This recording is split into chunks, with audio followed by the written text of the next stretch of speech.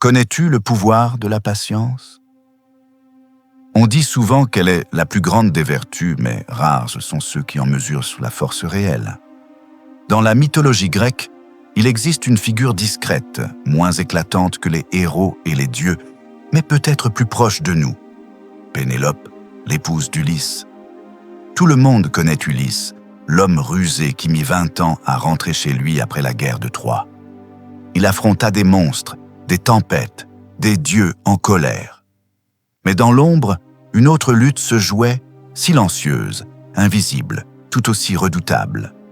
Celle de sa femme, restée à Ithaque. Pénélope, seule dans son palais, entourée de prétendants qui dilapidaient ses richesses et la pressaient de tourner la page, refusa de céder et inventa une ruse pour se défaire d'eux. Le jour, elle tissait une toile qu'elle prétendait devoir terminer avant de se remarier. La nuit, en secret, elle défaisait son ouvrage. Ce geste, répété des centaines de fois, est devenu l'un des symboles les plus puissants de la mythologie. Résister par la patience, transformer le temps en allié, tenir debout grâce à la constance. Et si l'histoire de Pénélope était, en réalité, l'histoire de chacun de nous? Car dans un monde qui glorifie la vitesse, l'urgence et l'efficacité, elle nous rappelle que certaines victoires, l'amour, la dignité, la sagesse, ne se conquièrent qu'avec le temps. Pour Pénélope, tisser n'était pas seulement un stratagème. C'était une manière de survivre, de garder la maîtrise dans un monde qui voulait la contraindre. Chaque jour, devant tous, elle construisait une toile immense. Chaque nuit, dans le secret, elle défaisait ce qu'elle avait fait. Un geste répétitif, épuisant, mais porteur de sens. Le temps n'était plus un ennemi, mais une arme. Et nous, n'avons-nous pas, nous aussi, l'impression de tisser et de détisser sans cesse? Commencer un projet, le voir échouer, recommencer. Démarrer une relation, la perdre, repartir de zéro. Comme Pénélope, la valeur n'est pas dans la vitesse, mais dans la constance. Même si tu recommences, tu ne perds pas, tu apprends à tenir debout. Les prétendants symbolisent la pression sociale.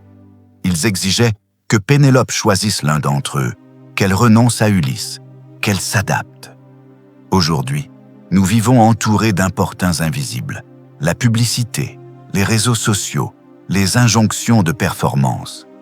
Tout nous pousse à céder, à suivre le rythme imposé, à consommer, à plaire. Pénélope a dit non. Elle a posé une frontière. Elle a choisi d'attendre plutôt que de renoncer à ce qui lui importait vraiment. Résister, ce n'est pas être passif. C'est avoir le courage de refuser ce qui ne correspond pas à ta vérité. La société moderne a fait du temps un ennemi. On court, on s'épuise, on veut tout de suite.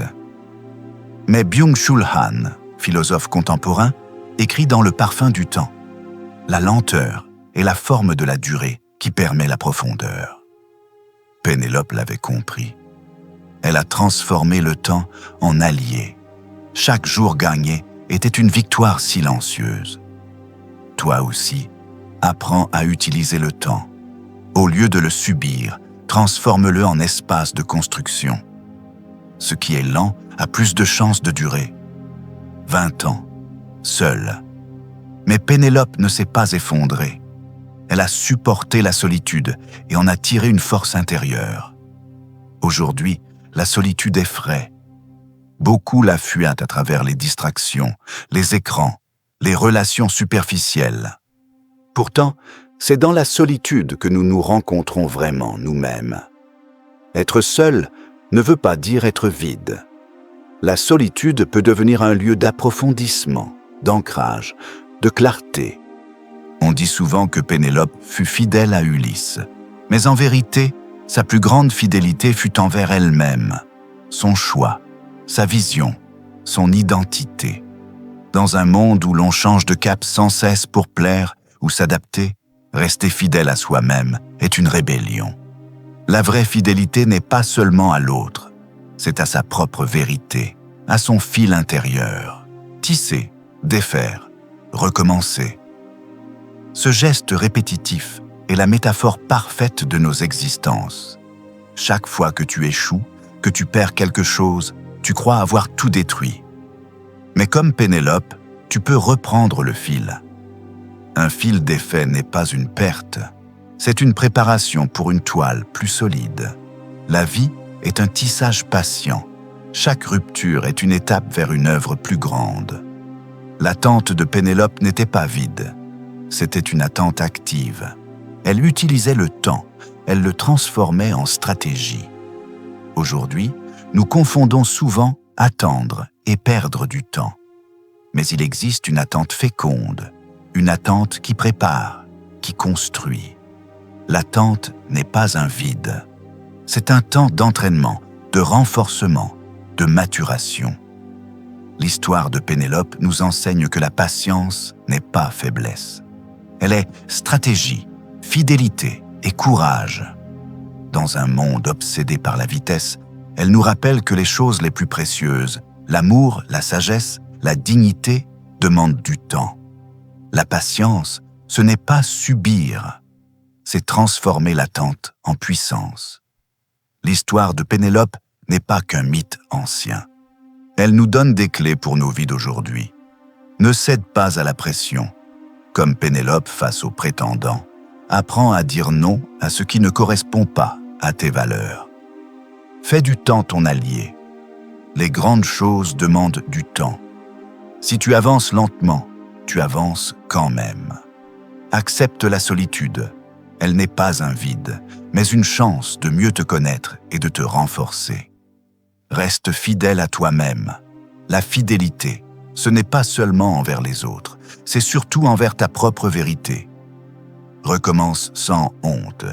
Comme le fil défait chaque nuit, chaque recommencement est une étape vers une œuvre plus grande. Pénélope nous rappelle que la patience est une arme. Utilise-la pour bâtir ta vie, au lieu de courir dans l'urgence. Si l'histoire de Pénélope t'a inspiré, abonne-toi pour découvrir d'autres mythes et les leçons qu'ils portent. Partage cette vidéo à quelqu'un qui a besoin de courage pour patienter. Et surtout, dis-moi en commentaire, quelle est la toile que toi, tu es en train de tisser dans ta vie ?